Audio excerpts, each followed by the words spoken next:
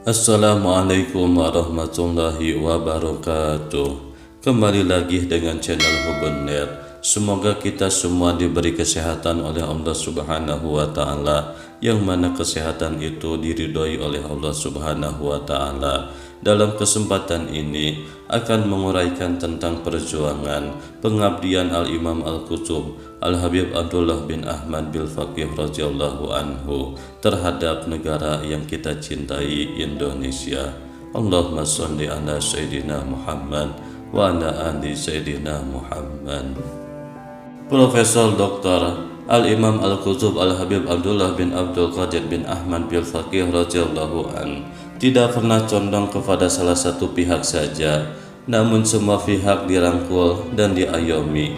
Beliau berpendapat, apabila condong kepada salah satu pihak saja, maka yang terjadi akan meresahkan dan semakin mengkotak-kotak umat, sebab ulama yang sejati adalah mereka yang memegang prinsip secara tegas dan membawa umat menuju persatuan dan kesatuan guna mengantar mereka ke jalan Allah Subhanahu wa Ta'ala dan Rasul-Nya. Berkaitan dengan negara ini, beliau seringkali mengatakan, jadilah seorang Pancasilais yang muslim dan jadilah sosok muslim yang Pancasilais.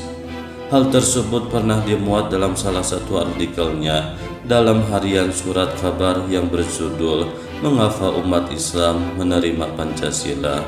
Al-Habib Abdullah bin Faqih adalah seorang tokoh ulama yang selalu melakukan kerjasama positif yang harmonis dengan para umara untuk bersama-sama membangun masyarakat Indonesia yang seutuhnya guna tercapainya masyarakat adil dan makmur yang diridhoi oleh Allah Subhanahu wa Ta'ala, sehingga tercapainya baldatun thayyibatun wa rabbun ghafur sebagaimana yang digambarkan dalam Al-Quran.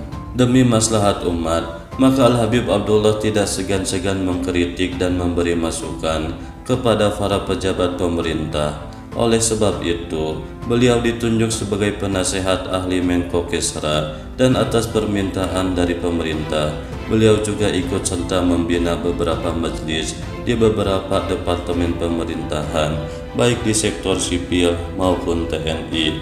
Salah satunya, beliau membina kajian moral dan spiritual umat. Kajian ini tujuannya adalah demi tercapainya pembangunan manusia Indonesia seutuhnya lahir dan batin, serta demi kelangsungan pembangunan bangsa dan negara Republik Indonesia.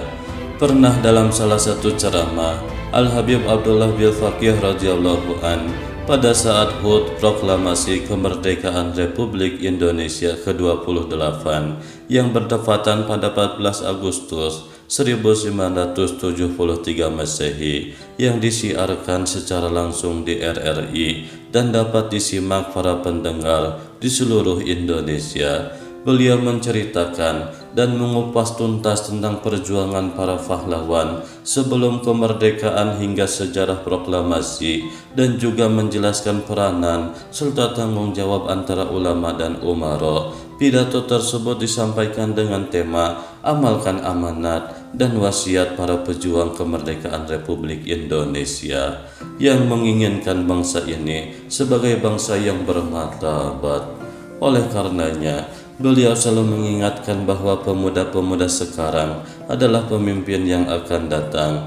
Maka dari itulah, hendaklah para pemuda mengisi masa mudanya dengan menuntut ilmu agama dan melaksanakan ibadah dengan benar sebagai modal untuk mengenal dan mencintai Allah Subhanahu wa Ta'ala dan Rasul-Nya, karena menurutnya maju mundurnya suatu bangsa dapat dilihat bagaimana pemuda saat ini.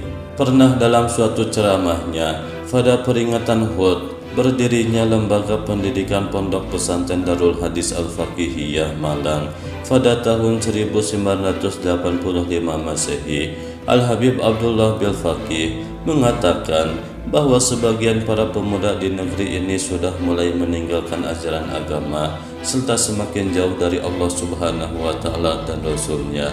Beliau mengatakan, negara-negara di luar kagum dengan kemajuan bangsa Indonesia dalam bidang ilmu pengetahuan, teknologi, kedokteran, dan lain-lain. Namun semua itu yang amat disayangkan, mulai menjalarnya wabah narkotika di kalangan pemuda-pemudi kita di bumi pertiwi ini. Saya menghimbau kepada para ulama, aparat negara, dan orang tua agar menyelamatkan mereka dari hal tersebut, karena sesungguhnya merekalah yang bertanggung jawab atas hal ini.